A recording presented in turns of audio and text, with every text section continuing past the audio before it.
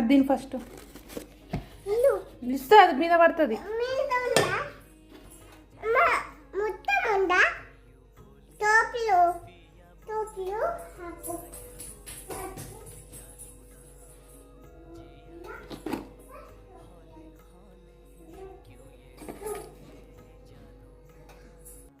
Boost, వేడి వేడి Boost ఇంకా కారీ కాంబినేషన్ మీలో ఎంతమందికి ఇష్టమో కింద కామెంట్ చేసి చెప్పండి. నాకైతే చాలా ఇష్టము.